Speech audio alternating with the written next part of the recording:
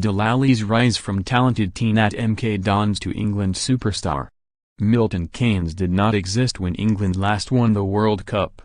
Some will claim it was better that way.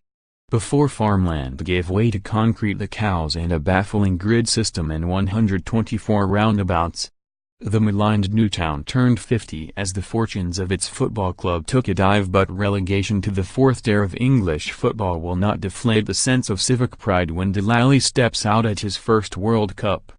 Alli was born in Milton Keynes and embodies its aspirational nature on his journey from the urban football cages of the New Bradwell estate to Tottenham and England and who knows where beyond with his immense talent and commercial appeal.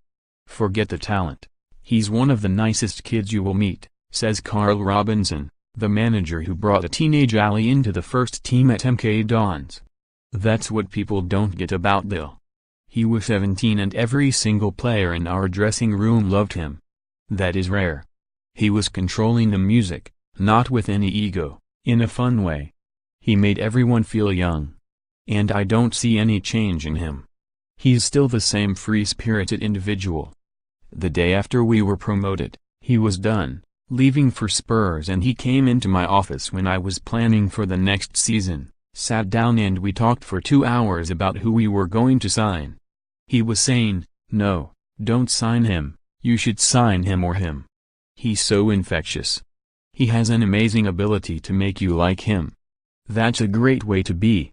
Dele's best performances comes when he's being Dele. We've got to let him be himself. 3 years without Alli have not gone well for Milton Keynes Dons, twice relegated and onto their third manager since Robinson. There were 3 key aims, says Chairman Pete Winkleman. The stadium, which we have, a Milton Keynes boy at the World Cup, and a Premier League team, the one I've completely under-delivered on. But thank God for Dele, who has been able to achieve one of my great ambitions, and I'll be watching this World Cup in more earnest than any since 1966 because we have an emotional stake in it. We are so proud of him. When you look at the hard life he had and the support and strength he found, I genuinely believe that, without football on his doorstep, he wouldn't have been able to do what he has done. That's why it's important for all clubs around the country to keep the academies open and keep developing their own players. It's no coincidence Dele played nearly 100 games with us before going to the Premier League. Alli also found social stability at MK Dons, moving in with the family of teammate Harry Hickford at the age of 13 when his mother Denise struggled to cope with the strain of raising 4 children alone. The credit belongs to Dele, said Winkleman. He is the one who has taken the opportunity. He's a really good guy, reliable and honest and very hard-working. And a fantastic athlete, and I know the focus goes into that. Training hard but not overtraining. So many footballers think it's all about the six-pack.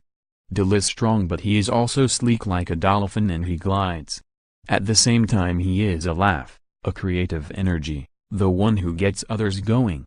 If you met Dele in a corridor and he had a ball, which he often had, he would nutmeg you.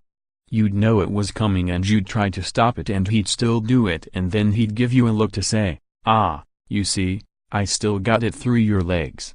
The devilish charm is a vital part of the Alli package.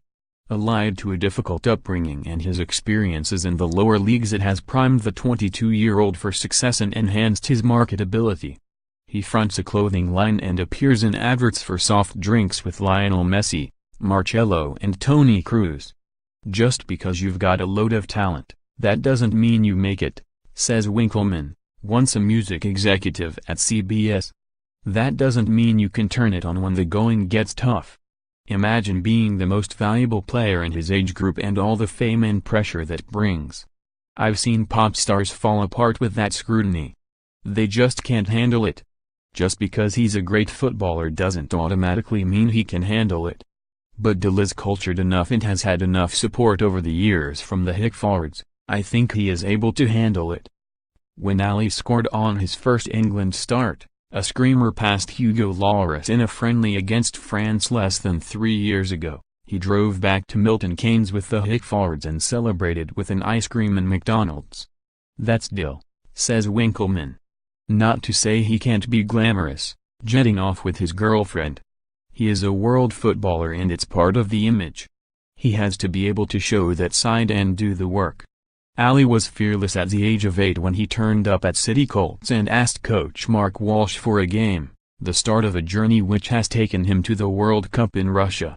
Walsh introduced 3 players, Alli, Hickford and Luke Fathers, to MK Dons when he took a role coaching in the academy. Fathers, now Luke Pennell, plays for Dagenham and Redbridge and scored on his debut for the England C team last month. Hickford became Alli's close friend and gave up his own playing career to operate as one of his advisors when the Spurs star dropped his long-standing agent and moved in with CAS Sports, the same agency which represents Jose Mourinho and Cristiano Ronaldo. A framed Tottenham shirt hangs